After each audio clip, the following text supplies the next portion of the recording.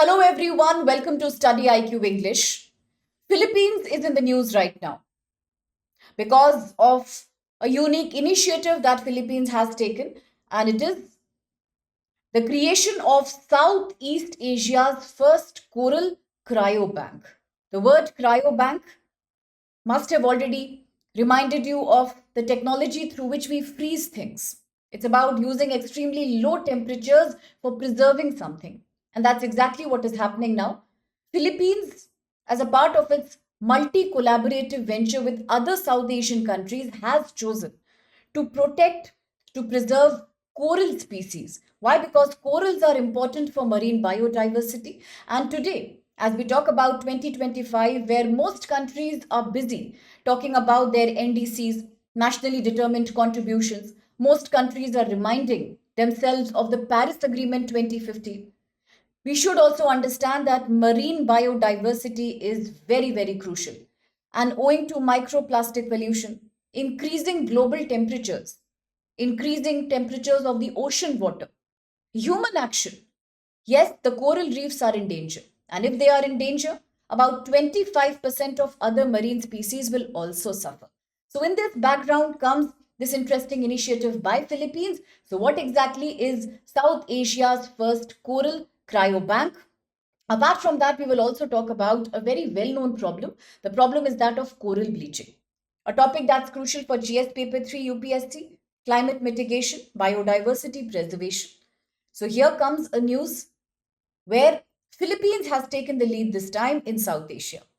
But before we even talk about that, what are corals?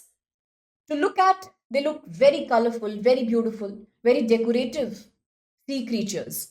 In reality, corals are marine invertebrate animals. They are quite related to other sea species like the jellyfish and the sea anemones. They are very, very tiny, microscopic, and they live together in elaborate colonies. These elaborate colonies are known as the reefs. But how are the reefs created? Reefs are created because individual corals called as polyps, which are very tiny and microscopic, they are known to secrete a very limestone like hard substance. From a distance, it looks like a bony substance. This substance is made up of calcium carbonate. It looks like a skeletal structure. It's quite hard, and therefore, because they produce this hard structure, the corals are covered with this structure. This structure is known as reef. That's the colony in which various corals live together, protected by the hardened white color or various variety of shades and colors, reefs. To look at, it looks like a very, very hard substance. But in reality, its nature is very vulnerable. It is definitely falling prey to pollution and human actions in the last few decades. Now, looking at the coral reef, to look at it is very beautiful, it looks amazing, something very exquisite. In reality, it is very, very functional for the sea. It has a huge purpose there because it only occupies less than 1% of the ocean floor, but it supports 25% of total marine organisms. And how does it support them? By providing shelter. Like coral reefs provide shelter to various kinds of algae, other organisms, they provide food, they provide breeding zones. So, therefore, the tremendous importance of the coral reefs cannot be neglected when it comes to marine biodiversity. So, therefore, comes the initiative by Philippines, which is a multinational initiative basically, because Philippines has taken this initiative along with other countries, including Indonesia, Malaysia, Thailand. Under this initiative, we are launching Southeast Asia's first coral larvae cryobank.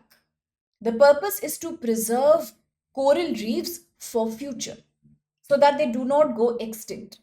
To understand exactly the nature of problems like coral bleaching, coral denudation, okay, and exactly how can we control and combat the threats to the life of these coral reefs. Now, looking at this initiative, the Cryobank initiative, as I said, it is a multi-sectoral, multinational initiative. That's a collaboration basically between institutions from Philippines, Taiwan, Indonesia, Thailand, Malaysia. Under the initiative, the various coral larvae will be frozen by using some cooling ingredients like liquid nitrogen. They will be frozen, and then after being frozen, they will be preserved. So that tomorrow, if there is a need, if the corals are getting extinct, they can be reintroduced and revived back to life. The overall goal of the approach is to facilitate restoration of coral reef, which are fast today getting spoiled, getting denuded.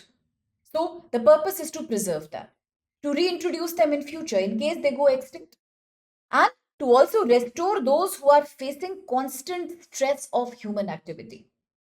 All this technology boils down to something we called as cryopreservation. Now, cryopreservation, as the name is only suggesting you, is the technique which is using extremely ultra low temperatures, say about minus 196 degrees Celsius. So, under this technique, living cells or living tissues are frozen by exposing them to such low temperature, typically using coolants like liquid nitrogen. Now, liquid nitrogen is often in the news, especially whenever we discuss about organ transplantation. Just 2 years before, there was a big news about xenotransplantation. There was another news about revising the rules and protocols of organ donation in India. So, whenever you talk about organ transplant, the word liquid nitrogen always comes in the picture with regards to medical storage. It's a very popular ingredient used in medical sciences. Similarly, here also, under cryopreservation for coral larvae, scientists have decided to treat larvae of the corals with materials like glycerol, ethylene glycol, in order to freeze them. By exposing them to these coolants, the process of vitrification will be started. And then what happens? The water inside the cells of the larvae will almost become frozen. It will be replaced by a thick jelly glass like structure. And then what happens? There will be no damage to it, and it will be filled up with a very transparent kind of a solid frozen structure. And then you can preserve it. Once preserved, they can be revived as and when need comes. There can be more study, examination, investigation that can be done on them to understand exact nature of what leads to their destruction. So these are certain ideas that scientists are thinking about under this technology, the cryo-frozen technology for the coral larvae. Now, this also reminds us of a very important place that is in the news with regards to the coral reefs, and this place is known as the Amazon of the sea. It is so fertile in coral population that we often call it as the coral triangle, as you can see in the picture here. It's the coral triangle, an area that is about 6 million square kilometers of region, and it is found between Indonesia, Malaysia, Philippines, Papua New Guinea, and Solomon Islands. That's the area. So fertile with corals, so fertile with 75% of world's coral species are found here.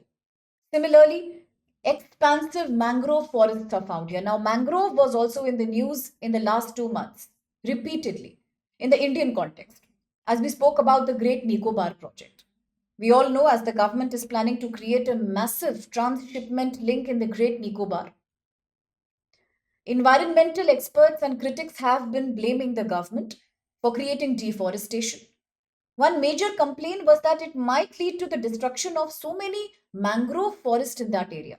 And mangroves, we all know, act as a wall of protection for the coastal areas against intrusion by the sea waves. So, once again, mangroves are in news.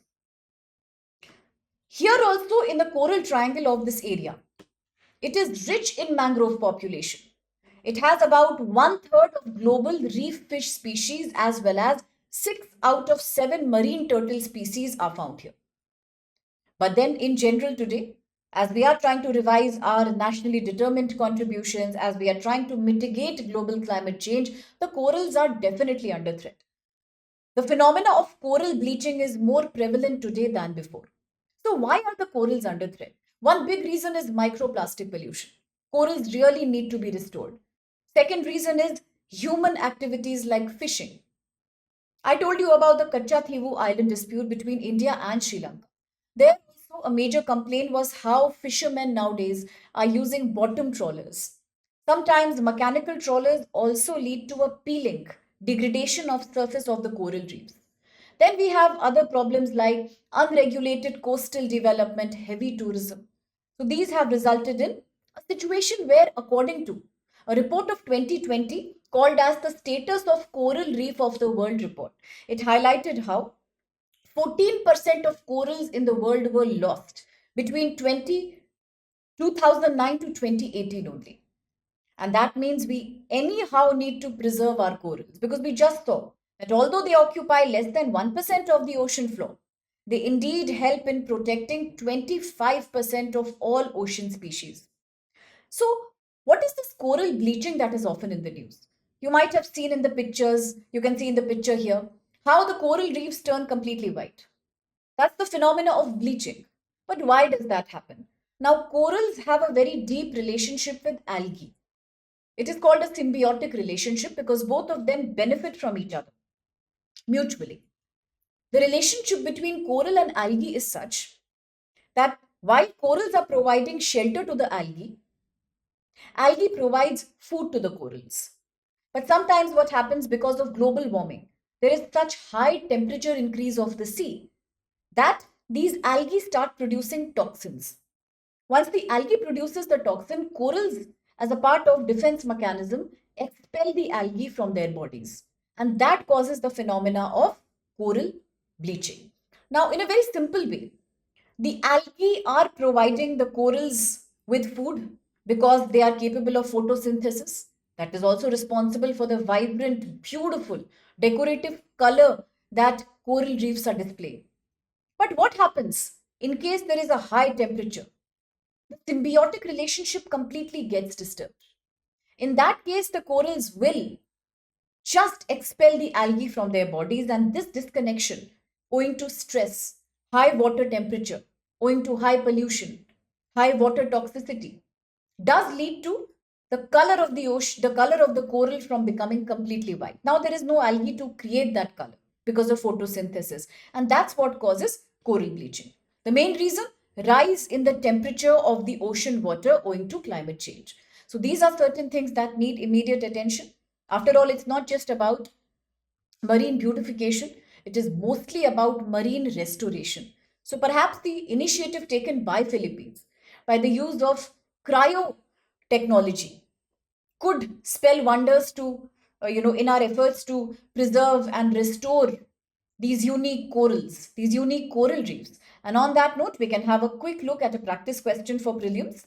It says, consider the following statement regarding the coral larvae cryobank recently launched by Philippines. One, it's world's first coral cryobank created to preserve coral larvae through cryopreservation techniques. Two, this initiative uses, and it is in collaboration with other scientific institutions from various countries that belong to the coral triangle, the Amazon of the sea area. And three, the coral triangle is often called the Amazon of the sea. It accounts for 50% of world's coral species. So which of these statements do you think are valid? You can let us know your answer. If you want to share something about this issue, coral bleaching, climate change, your own experience that you've had as a tourist or as somebody who has studied about coral reefs, marine pollution, you're more than welcome to share it here, and we can have a lovely interactive discussion on that. Now, a quick reminder before the session ends, we are having this huge sale, and this is specifically for those who are preparing for UPSC 2026. Very little time is left now. So, this is the fast track sale. Heavy discounts on all the GS courses. Prices beginning at only 7,999 for all GS courses. And if you enroll for this, then huge discount also on any optional that you choose. Plus, there is CSAT that we offer you. There are current affairs, daily news analysis. Apart from that, also essay writing. So, in case you are interested in this initiative, whether you are a Hindi medium student or an English medium student, or you prefer the bilingual mode, you can enroll for these classes by using the code SPLIVE on your screen. That will enable you the discount. The batch is beginning 25th October. So you have some more time to think and give a professional twist to your preparation. But also, if you are preparing for 2027, 2028, no time is ever enough. The course is huge. So there also you can apply for this sale. Same process. Please use codes live on your screen. If you are 2027 registration, then you get a price as low as 21,999 only. Same thing. All subjects at a heavy discounted price. English, Hindi, in English. But admissions are closing on 15th October. Similarly, for 2028 year also, admissions close 15th October 25. So barely one day to go now. So just give a professional twist to your preparation. Improve it, make it more systematic with us here at StudyIQ IAS. And yes, you have morning, evening, all the batches. But should you want to know more, you want more clarification information, we'd love to give you that. There is a form here in the description box of the video. Now, if you fill that form, we will reach out to you and then we can discuss with you in an elaborate way what exactly is the course and the discount all about. Thank you so much for being with us.